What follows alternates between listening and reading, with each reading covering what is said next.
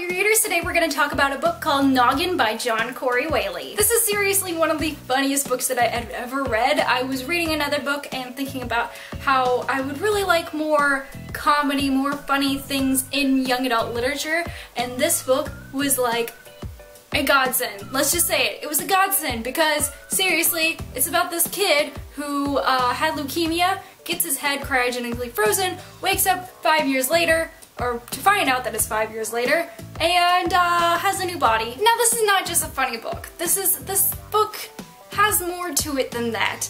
I teared up a couple of times because I am a crier, okay?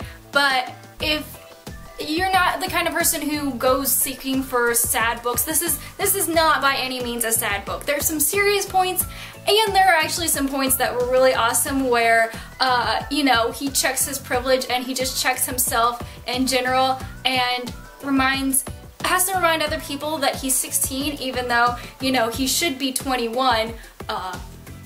It's a hard life for him, and he kind of has to figure things out, and he's living in this nostalgia, but not nostalgia, being that it was just yesterday to him, but for other people it was 5 years ago, and so there's that dynamic, I guess you could call it, and just, it's so different because you think about nostalgia and you're like, oh well, the way things used to be, and things like that. You know, if you've watched The OC or Gossip Girl, where some of the main characters are like, why can't we be like we used to be? Why can't we all just, you know, happy, skippy, jumpy, fluffy bunnies, as my friend Bev and I like to say. But he just kind of has to learn that, you know, there are new friends to make, and other people kept living their lives, even though, you know, it's totally unfair to him because he's just like, I've been asleep for 5 years. Like, why didn't anybody hold on for me, basically? He's 16, like, he's kind of, you know, a little self-centered here and there, but it's just kind of like,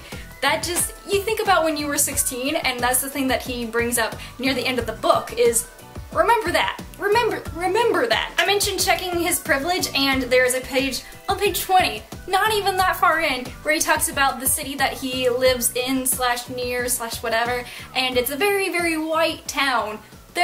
He's just like, you know, this is just how it is, and he just kind of mentions the privilege that's there, and so I thought that was pretty cool in a young adult novel. I know we talk a lot about that on the internet, but rarely do you kind of see that in a book. You just kind of see it being like, there are all these white people, but it's not really any sort of like being aware of it. It's usually just like, oh, here's a white character, and here's a white character, and here's it doesn't really say it. It's just, you know, here's a girl with blonde hair, here's a girl with brown hair, and you don't get a lot of diversity necessarily, but this kind of just goes, privilege, checked. It's not just the main character who's hilarious, he has other friends who just kind of like bounce back and forth and are just, oh my goodness, I want to be friends with some of these people. There's a kid named Hatton who just like bursts out in class and gives this kid a nickname. What's his name?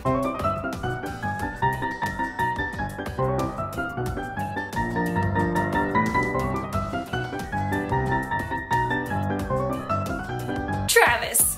Gives him a nickname, basically, and like their friendship ensues from there because this kid was not afraid to just say what he wanted to say, and that was awesome because throughout the book it talks about, like, you know, Travis being like, yeah, I am this miracle thing and it takes some getting used to, but he's just like, just be upfront, just talk to me about it, like, there are people who are like trying to skirt around it and things like that, and he's just like, I just want to be forthright, forthcoming, whatever, let's just talk about it, let's bring it out in the open, it's weird, okay, and he just like answers people's questions about it and all that stuff, and it's super cool. And there are some points where it's like brought up in the end of the chapter, sometimes it's in the middle of the chapter, whatever, where there's just some good honest truth that just drops down on you and you're just like, wow, that was some good perspective and some good just words. John Corey Whaley. I'm definitely reading where things come back after this because I think he's got something good going on. And kind of going back to the fact that he was gone for so long, there's this little end of the chapter, not end of the chapter, I don't know what else to call it, just kind of a reflection, but it says, he says, it made me realize that no matter how often you see or talk to someone, no matter how much you know or didn't know them, you always fill up some space in their lives that can't ever be replaced the right way again once you leave. And so like even like those people that you know, just associated yourself with, not necessarily friends or anything like that, but classmates or whatever, like, you know, those people, and it's just, you know, they're irreplaceable kind of thing, but it's in just kind of a different way. Something that was really awesome about this book was that it takes like the last couple of words of the last chapter and it's the title of the next chapter, which I thought was really cool, but it also like put that into a different context. So overall, this is a really hilarious book, but also very honest and just good stuff. I seriously read it in one evening, just sat down, was like, and it was so good. Seriously, I think it's gonna be like one of my favorite books of this year, unless John Corey Whaley comes out with another book. You never know. But, yeah, super fantastic. I'll post a link below where you can buy this book because it's super good.